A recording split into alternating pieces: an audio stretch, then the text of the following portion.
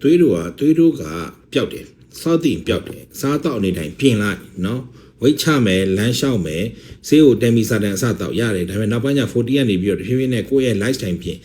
သွေးတို့ကလည်းအစီရဲ့အငန်ရဲ့အချိုရဲ့ပဲ YouTube ပဲစီးချိုလဲဒါပဲသွေးတို့ဒါပဲအခြေခံဒါပဲဒါပေမဲ့သွေးတို့သမားပူစားတာငပိငှက်ချောင်းငံအများကြီးပူစားတယ်အဲ့တော့ကြောက်ကက်ပူထိတယ်သွေးတို့နဲ့စီးချိုနဲ့ဆိုရင်သွေးတို့ကကြောက်ကက်ပူထိတယ်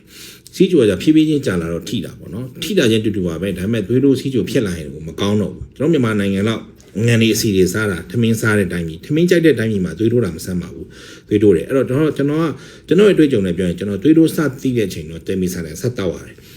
ဒါပေမဲ့ကျွန်တော်အများနဲ့မတောက်တော့ကျွန်တော်ဒါမဖြစ်ဘူးဒါကြီးကငါ lifestyle မပြင်တော့တသက်လုံးဝင်သွားမယ်ဆေးရတောက်နေရမယ် statin တွေလာတော့မယ်နောက်ဆိုရင်စီးကြော်လည်း pre ဖြစ်တော့မယ်အဲ့တော့ကျွန်တော်ဘယ်လိုလုပ်လဲဆိုတော့စပြီးကျင့်လာလွန်ခဲ့တဲ့9နှစ်10နှစ်လောက်ကစပြီးခေါ်ခထမင်းတက်နဲ့တော့ကောင်းအောင်စားမယ်တက်နဲ့စားပြီးတော့ရက်မယ်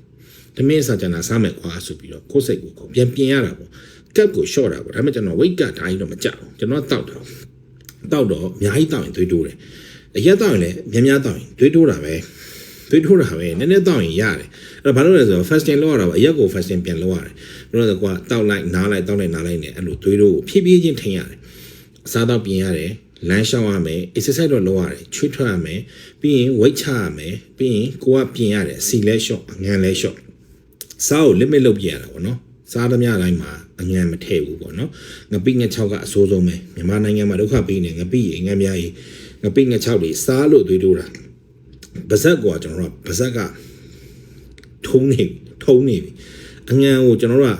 မသိတော့ဘူးကျွန်တော်တို့ရဲ့သွေးတိုးသမားတွေဗဇက်တွေကသိစားတိုးပြီဆိုရင်သူကလေးမကိုကြိုက်တာအဲ့ဒါဆိုးတာပဲတောင်ကြီးမှာလည်းအဲ့လိုပဲတောင်ကြီးမှာဆိုင်နေသားများစားနိုင်သူကအလေးတွေများတယ်စီတွေများအငံတွေများအချုံမုံတွေများတယ်တောင်ကြီးကဝတ်သားရန်စားတယ်အမဲသားလည်းစားတယ်သူတို့ကဘယ်လိုလဲဆိုတော့တွေးလက်ဖို့မကောင်းတော့အဲ့လက်မှာသွေးတိုးနဲ့လက်တဲ့သူတွေအများကြီးပဲအဲ့တော့ဘာလို့လဲဆိုတော့အေးတဲ့နေရာမှာနေ circulation ကောင်းရတယ်လေ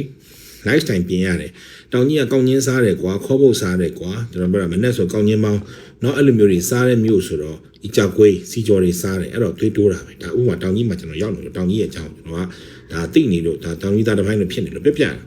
ဒီရဲ့စားတောက်နေထိုင်ပုံတွေကိုကျွန်တော်ရှင်းပြတာတောင်ကြီးမှာเนาะဟိုသွေးတိုးသမားအများဆုံးပဲသွေးတိုးနှလုံးပဲเนาะအဲ့တော့ကျွန်တော်ပြောချင်တာစားတောက်နေထိုင်ဥရုပြင်ရတယ်เนาะ